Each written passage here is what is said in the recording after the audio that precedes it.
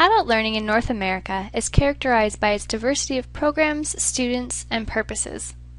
Adult learning might include an aerobics class at your local YMCA or community center, a workplace training session, a literacy or job skills training program, a course at a local college, or a free course taken fully online. These are just a few examples of the adult learning opportunities that are available. Before we explore adult learning further, it's important to get an understanding of what we mean by adult learning, and that is the goal of this video. During this video, please reflect on the following analysis questions. What does it mean to be an adult? What is adult learning? What are the boundaries of the field that help distinguish it from other educational and social endeavors? And what counts as adult education and what doesn't? Before we can start to define adult learning, we can start by considering who is an adult. The notion of adulthood is often culturally and socially derived and can include factors such as gender, ethnicity, religion, behaviors, and other cultural norms. There are also legal definitions of adulthood, which are generally anchored in chronological age, such as the voting age, drinking age of consent, etc. There is a wide variation among governments in these definitions. Take, for example, the drinking age in Canada versus the US. There's also a variation of definitions within the same government. For example, in Canada, men and women can leave compulsory schooling at 16, they can vote at age 18, and drink at age 19. So there's even some discrepancies within our own government about what we consider to be adult. There are also physiological definitions of adulthood, which typically focus on the ability to reproduce, which varies from era to era, culture to culture, and individual to individual. Psychological maturity levels and social roles, as well as life situations, are also used to define adulthood. Knowles suggests that individuals should be treated as adults educationally if they behave as adults by performing adult roles and if their self-concept is that of an adult. In summary, many complex factors must be taken into account when defining and describing who is an adult. In the broadest sense, an adult could be defined as those whose age, social roles, or self-perception define them as adults. Consider the following. How does these definitions match your own definition of an adult? Do you consider yourself to be an adult? According to the Council of Ministers of Education Canada, adult learning is the process or the results of adults gaining knowledge and expertise through practice, instruction, or experience.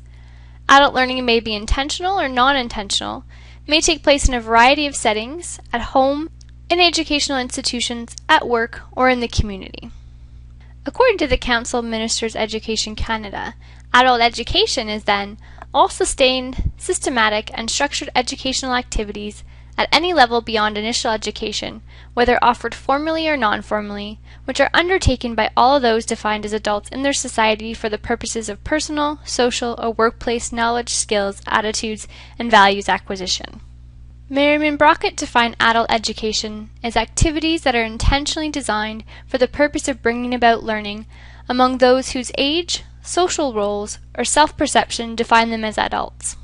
Darkenwald and Merriam consider adult education as a process whereby persons whose major social roles are characteristic of adult status undertake systematic and sustained learning activities for the purpose of bringing about changes in knowledge, attitudes, values, or skills.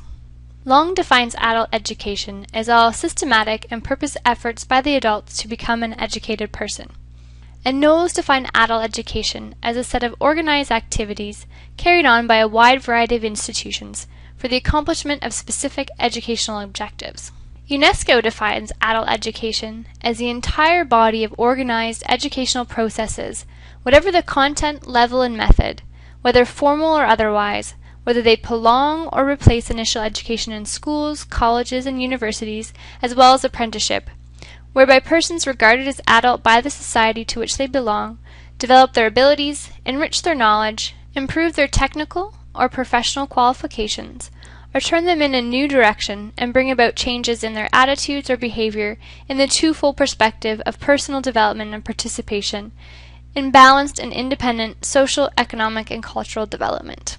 Although the terms are often used interchangeably, adult learning is typically regarded as a cognitive process that is internal to the learner, which can occur at any time, whereas adult education is a systematic, organized event that is intended to bring about learning. Adult education can be thought of as a subset of adult learning, as learning by adults occur both within the framework of adult education and also beyond it. There are a number of additional terms and definitions that are also used to describe adult learning and adult education. Adult basic education refers to the instructional programs for adults whose basic skills in areas such as reading, writing, and computation are assessed below the 9th grade level. Adult secondary education includes the General Education Development or GED diploma, high school credit programs for adults, and external diploma programs. Continuing education is used by post-secondary institutions to refer to credit and non-credit activities that extend beyond the daytime programs serving students of traditional college age. Extension is also used to define an educational opportunity provided by colleges and universities to people who are not enrolled as regular students. Community education may refer to any formal or informal education that takes place in the community. Lifelong learning, or lifelong education, is a process of continuing to acquire knowledge and skills through formal and informal education throughout one's life. Please reflect on the following synthesis questions. What characteristics are used to define adulthood?